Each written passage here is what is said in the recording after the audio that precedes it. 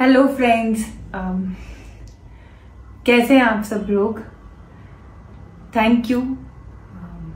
मेरी टीम ने बताया, आप सब ने हमारा बहुत सपोर्ट दिया, मेरे बच्चे के लिए बहुत प्रेयर्स किए और बहुत प्यार दिया।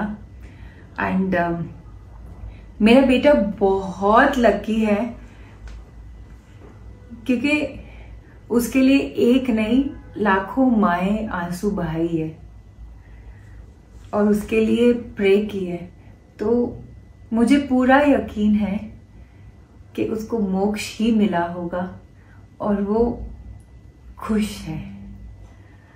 आप लोग सोच रहे हैं कि मैं आज शूट क्यों कर रही हूं, तो इसका एक बहुत बड़ा कारण है। आज मेरा बर्थडे है और जब भी मैं तरन को बोलती मम्मा को क्या गिफ्ट दे रहा है, उससे पहले मैं सेंटेंस को कंप्लीट करूं, तरन बोलना शुरू कर देता कि रिटर्न गिफ्ट क्या दे रहे हो मुझे बर्थडे का। और मैं बहुत जोर जोर से हंसती, गिफ्ट तो देना है नहीं, रिटर्न गिफ्ट पहले शुरू हो गया आपका। बोले नहीं, दैट इज माई राइट्स, पहले रिटर्न गिफ्ट दो, आपका गिफ्ट बाद में देखेंगे। सो आज तनु, मेरी तरफ से आपके लिए ये रिटर्न गिफ्ट है। मम्मा खुश हो रही है आपके लिए, मम्मा नहीं रोएगी, जो उसे बिल्कुल नहीं पसंद था कोई भी रोए। और मम्मा आपके लिए कुछ करेगी आज, जो आपके साथ शेयर कर रही है। मैं कुछ स्पेशल, एक्चुअली कुछ नहीं, एवरीथिंग, सब चीज मेरे बेटे के बारे में स्पेशल है। जब अभी रिसेंटली मैंने और मेरे हस्बैंड ने जैन धर्म के अनुसार कुछ होता है वो किया, मुझे नाम नहीं याद आ रहा उसका एकदम से, जिसमें हम 18 पाप की माफी मांगते हैं। हमने मांगी तरन से, ताकि उसकी जो कड़ियां हमसे जुड़ी है वो खुल जाए और वो शांति से जा सके, और हमारी कड़ियां जो उसके साथ जुड़ी है वो भी खुल जाए, ताकि हम भी आगे बढ़ सके। तो जब हमने वो किया था,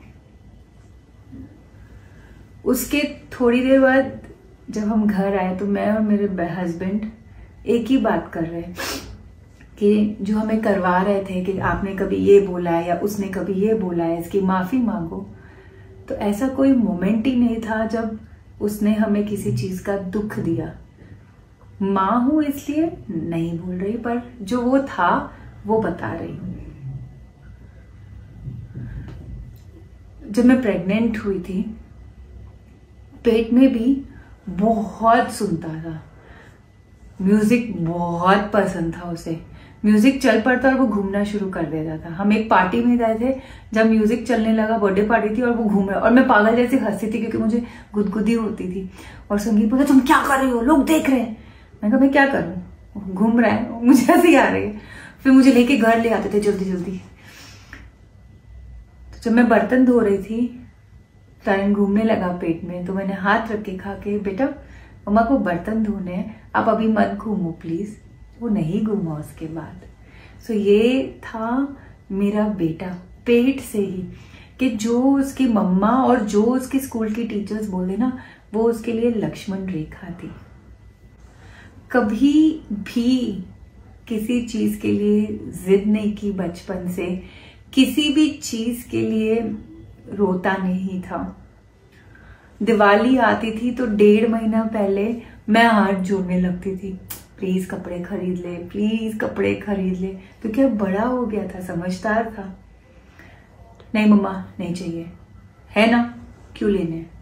1.5 महीना जब मैं उसके हाथ पांव जोड़ती, तब वो मानता एक शर्ट लेने के लिए, पर पसंद बहुत अमेजिंग थी। फिर तो पसंद जो चीज आती ना, बिल देख के मैं ऐसे हो जाती थी। मैं बोलती थी तरन कुछ रहने दो ना, नहीं देखना, मैं तो मना ही करूँ। फिर मैं बोलती नहीं, वैसे वो कपड़े ही नहीं खरीदता, और जब खरीदता तो इतने बढ़िया खरीदता था, मैं कुछ नहीं बोलती थी। शूज का भी शौक था, घड़ियों का, ये उसकी फेवरेट घड़ी है। जैन साहब के आधी से ज्यादा घड़ियां उसके ड्रॉर में चुरा के रखी हुई है। उसके फ्रेंड्स को पता था उसका पागलपन, उसके फ्रेंड्स ने बहुत सारी घड़ियां गिफ्ट की, कुछ उसने खरीदी मेरे धक्का देने पे।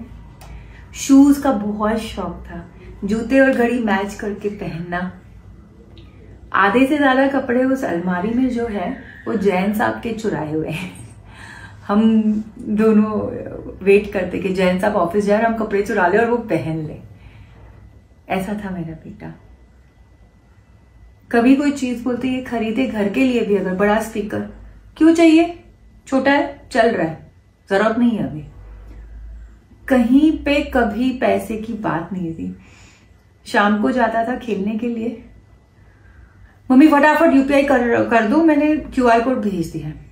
अभी कुछ दिन पहले मैंने क्यूआर कोड खोल के पेमेंट करनी, तो मैसेज आया कितना करना है, 5 रुपए।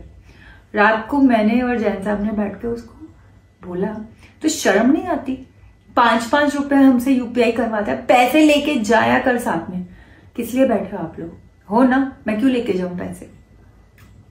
बॉलिंग का बहुत शौक था, और जब बॉलिंग जाता था ना दोस्तों के साथ, तो मुझे बोलता था 300 रुपए बॉलिंग के लिए चाहिए, 300 रुपए खाने के लिए चाहिए। कुछ लोग बोलेंगे माँ बिगाड़ती थी, पर उसकी मम्मी ऐसी ही थी कि उसको पता था मेरा बेटा क्या है। मैंने 600 रुपए कभी नहीं दिए, मैंने हमेशा 1200 रुपए दिए। आने जाने के लिए, रिक्शा के लिए, पैदल मत आना धूप में उसके लिए, और थोड़े एक्स्ट्रा रख अपने लिए, क्योंकि मुझे पता था। और वो ऐसा ही था, वो जितना बोला है उतना ही खर्चा करता, कई बार उससे कम, और पैसे लाके यहाँ कबर्ड में जमा करता था, इकट्ठे करता था। दोस्त उसके बताते हैं कि हमारा तो बैंकर यही था और प्लानर भी यही था। कोई भी चीज ग्रुप की प्लानिंग करनी है वही प्लान करता, वही डिसाइड करता, और सारे पैसे हम ले जाके देते, वही किसका कितना हिसाब करना है, कहाँ कितना खर्चना है, कहाँ कितना बचाना है, वो कैसे करता हमें नहीं पता। जो पैसे होते हम देते, फिर वो सारा करता। कुछ फ्रेंड्स ऐसे होते थे जिनके पास पैसे नहीं होते थे, फिर भी उसने कभी उनको पता नहीं चलने दिया दूसरों को। वो अपने पैसे डाला या किसी और के भी, हाँ ठीक है मैंने एडजस्ट कर लिया, हो जाता था काम। ऐसा था मेरा बेटा। ये उसके अवार्ड्स है, मेरे भी है एक तो इसमें, बट इससे ज्यादा और है उसके पास, मेडल्स है, सर्टिफिकेट्स है, कुछ अवार्ड्स तो स्कूल में भी है। 10th का बच्चा जिसने अभी बोर्ड भी नहीं लिखा है, सिर्फ प्री बोर्ड लिखा है, आप सोचिए उसको जॉब मिल गई। ये था मेरा बेटा। जब उसका उठावना था तो मैंने बहुत प्राउडली कहा था कि आज जितने भी लोग खड़े हैं, किसी के पास ये प्राउड मोमेंट नहीं है, मैं लिख के दे सकती हूँ, जो हम दोनों माँ बाप के पास है, कि बोर्ड भी नहीं लिखा 10th का और उसके पास एक जॉब ऑफर थी। He was the world's best photographer. अभी ओ एग्जैजरेट कर दिया, बहुत अच्छा फोटोग्राफर था और शायद वर्ल्ड का बेस्ट फोटोग्राफर बनना था। स्कूल का बैज है उसके पास, जो यहाँ लगाता था रोज एकदम तन के, गेमिंग डिपार्टमेंट हेड। और इस साल जब 12th में जाता तो फोटोग्राफी डिपार्टमेंट हेड और शायद कल्चरल हेड भी बन जाता। उसका दोस्त लेबान बताता, आंटी मैं हंसता था उसके ऊपर कि कोई भी टीचर आएगी, बेटा मेरा ये काम कर दे, मैं तुझे जो मन होगा वो खिलाऊंगी। सब टीचर्स तरन को बोलती, तो पता है वो क्या बोलता था, आंटी मैम 5 रुपए की मंच दे दो, हो जाएगा आपका काम। बोलते आंटी एक 5 रुपए की मंच के लिए उनको हजारों की ट्रॉफीज दिला देता था, पर उस मंच के आगे कभी कुछ नहीं मांगा और खुशी खुशी काम करता। मैं डांटती थी, ये अंजू मैम ना मेरे को गुस्सा आ रहा है, रात को 9 बजे क्यों आ जाता है संडे को काम देना, सैटरडे ही बोल दे कि मेरे को मंडे सबमिट करना, आप आराम से बना सकते हो, संडे रात को 9 बजे। नहीं मम्मी ऐसे मत बोलो, अंजू मैम मुझे बहुत पसंद है। ऐसा था, पूरे स्कूल के लिए काम करता था, हर एज के बच्चों के लिए उसे जानते हैं। सबके साथ दोस्ती है। जो उसके फ्रेंड्स की बहन है वो उसे भैया बोलती थी और बड़े भाई के जैसे उनको बातें समझाता, एग्जाम कैसे लिखना, क्या करना। और कोई आए थे जब पैरन की डेथ हुई उसके बाद बैठने के लिए। मैं नहीं जानती कौन है, मैं नहीं पहचान पा रही आजकल काफ़ी लोगों को। उन्होंने बताया कि कुछ टाइम पहले हम आपकी पुरानी सोसाइटी में शिफ्ट हुए जहाँ तरन रोज खेलने आता है शाम को। मेरे बच्चे के साथ कोई नहीं खेलता, सिर्फ आपका बेटा खेलता था। इसी शब्द से पता चलता है कि हीरा था मेरा बेटा, जिसके साथ कोई नहीं उसका भी वो था। स्कूल में टॉपर के साथ भी होता था और जो नई टॉपर है उसके साथ भी। उसके दोस्त बताते हैं कि सबकी बात सुनता था तसल्ली से, चाहे कितना भी टाइम लग जाए। फिर बताता था कि एडवाइस करता था, ऐसे करो ऐसे करो, टेंशन मत लो। ऐसा था मेरा बेटा।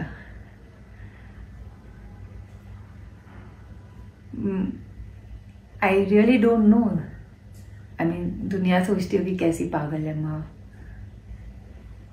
लोगों को लगता है मैं अच्छी माँ नहीं हूँ। पर सच बताऊं, जाते जाते उसने वो सर्टिफिकेट भी दे दिया मुझे कि मैं कैसी माँ हूँ। उसे पता है और मुझे पता है कि कितना मैं उससे और वो मुझसे प्यार करता था। उसके दोस्त ने बताया कि आंटी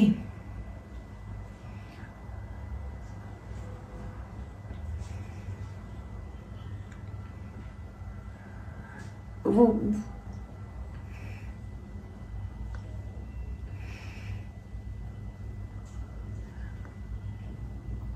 बोलता था बस मुझे अपने मम्मी पापा को खुश रखना है। यही सोचता था कि कैसे मैं अपनी मम्मा को खुश रखूं। मेरी मम्मा सुबह उठती तब से मेरा नाम जपती है, सोती तब तक जपती है, सिर्फ मेरी पसंद का ही खाना बनाती है किचन में।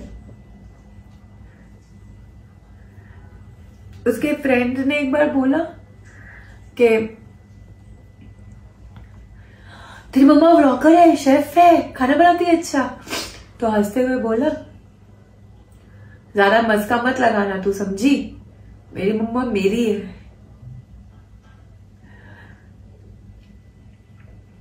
कुछ भी बोल दो हंसता रहता था। उसने मुझे इन दिनों में जब उसका उठावना हुआ तीसरे दिन, तो बच्चे आते थे क्योंकि वो पागल हो रहे थे उसके बिना। बहुत मुश्किल था उन बच्चों को देखना। आयुष तो पूरे रूम को ऐसे देखता था कि भर लूं अपने अंदर। अजमरे हो गए थे उसके दोस्त। लेबान की बहन ने बताया आंटी तरन भैया ने कहा था जब सबके एग्जाम हो जाएंगे ना, मेरे भी बोर्ड्स हो जाएंगे ना, फिर वो प्लान करेंगे बड़ी सी पार्टी और हम सब एंजॉय करेंगे।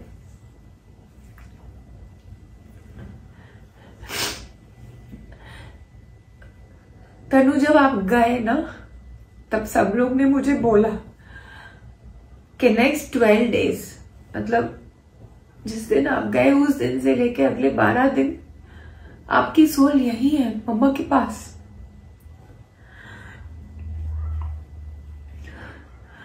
और मम्मा ने बहुत ट्राई किया कि वो सब चीज करे जो आपको पसंद हो, ताकि आप खुश होके जाओ, टेंशन फ्री होके जाओ। और उसने जो कहा था बड़ी सी पार्टी, तो मैंने अपने बेटे के लिए फेयरवेल रखी थी, फेयरवेल पार्टी रखी थी। 12 दिन के अंदर ही बच्चा था, उसके जो हवन पूजा शांति पाठ वो सब किया हमने, पर अंत में बच्चा था। पार्टी मेरे बेटे को बहुत पसंद थी। कैसी पार्टी, सब फ्रेंड्स इकट्ठे हो जाएं एक दूसरे के घर में, मस्ती करे, खाना खाए। उसके लिए यही था पार्टी का मतलब। बाहर जाके कोई पार्टी नहीं, सब फ्रेंड्स आपस में घर में मस्ती करें। तो इसलिए हमने फेयरवेल पार्टी रखी। उसका जो भी फेवरेट था खाना, वो हम, टाइम नहीं था, 1-2 दिन के अंदर सारी प्लानिंग थी। बच्चों को हमने